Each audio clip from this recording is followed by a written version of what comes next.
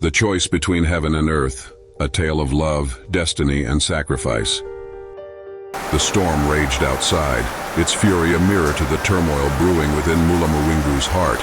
The sky god's voice echoed in her ears, still as thunder in the distance, but now it felt like a weight, pressing upon her, demanding her surrender.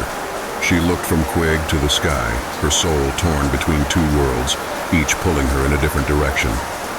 Quig stood in the doorway, his face pale, eyes wide with both fear and confusion. He had not grown up hearing much about the sky god. Stories had always been distant legends, spoken in hushed tones around the fire. But now, with the sky god himself speaking to her, Quig could no longer deny the ancient truth of his mother's lineage. "Mother, please don't go!" Quig pleaded, his voice raw. "I've never seen you like this. What is happening? Why is the storm calling you?" "You've told me all your life that the rain would kill you. Why now? What has changed?" Mulamawingu's chest tightened as she heard the desperation in her son's voice. Her maternal instinct screamed at her to step forward, to hold him close, to shield him from the storm and from the uncertainty of the world. But she could not ignore the call of the sky god. She had spent her entire life avoiding the rain, fearing the touch of the heavens, but this was different. "I have spent my life in fear of the storm, Quig," Mulamawingu said softly, her voice trembling. "But the sky god is my father. He has waited for me to return to him. The taboo is not just a curse, it is a test. If I deny him now, the heavens will reject me, and I will never find peace." Quig's lips trembled, and he stepped closer, as though to take her hand. "You can't leave me, mother. I need you. The sky god may be your father, but I am your son. You are mine too. Don't leave me alone." Quig's plea hangs in the air, a moment of tension between earthly love and divine duty. Mulamawingu's heart wrenched as she looked into Quig's eyes, and for a fleeting moment she considered turning her back on the divine pull, to stay with him in their small home, to protect him, to keep him safe from the storm outside and the storm in her heart. She could feel the weight of the decision bearing down on her. She could turn away from her divine heritage, but that would mean breaking the bond between her and the sky god forever. She would be a woman without a place in either world. But before she could speak, the storm outside intensified again. The sky god's voice thundered, shaking the walls of the hut. "Mulamawingu." The voice was louder now, more commanding, vibrating in her chest. "You will not escape your fate. Come to me, or the heavens will consume you and all that you love." The rain began to pour in torrents, hammering against the roof, as if to drive the urgency of the sky god's command deeper into Mulamawingu's soul. She felt her legs weaken, her body trembling under the force of the storm. There was no denying it. Her connection to the sky was not just an inheritance, it was a calling.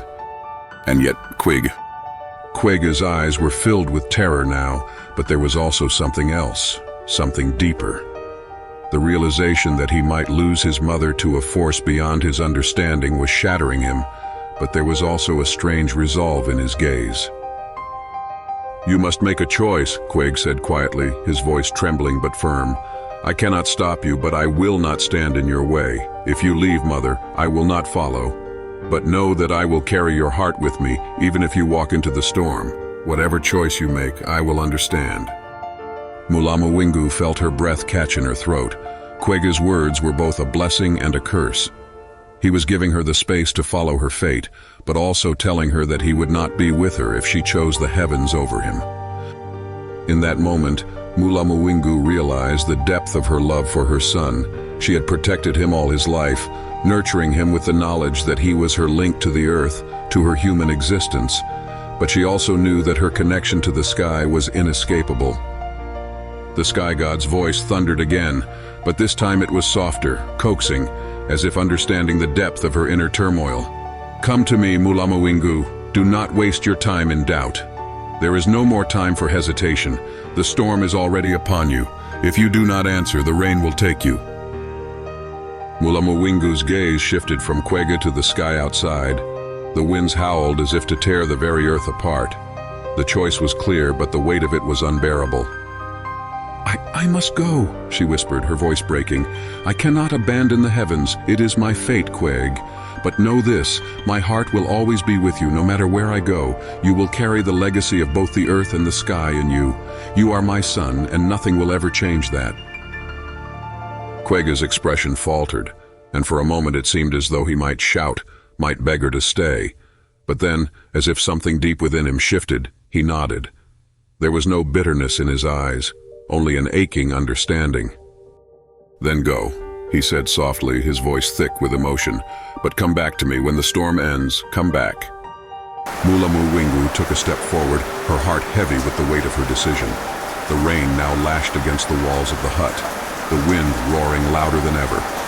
She could feel the sky god's presence surrounding her, could feel his power coursing through the very air. She turned toward the door, but as her foot crossed the threshold, she hesitated.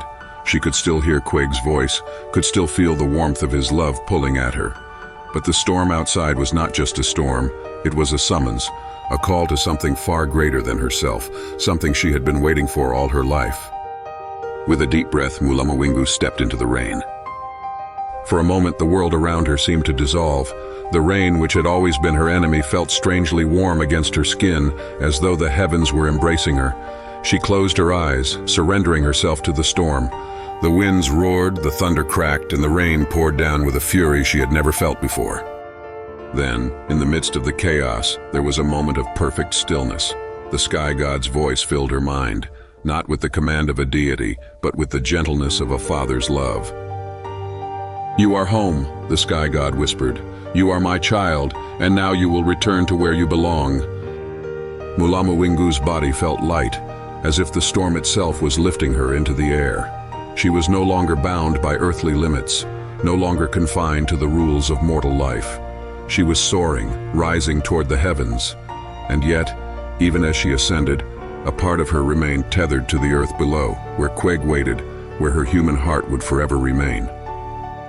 As Mulamawingu steps into the storm and embraces her divine destiny, the story deepens with the exploration of fate, sacrifice, and the tension between earthly love and celestial duty. Will she find peace in her new existence with the sky god? What will become of Quege and his own journey? And what role does Bahati play in this unfolding drama? The storm has only just begun, and the consequences of Mulamawingu's choice will ripple through her world.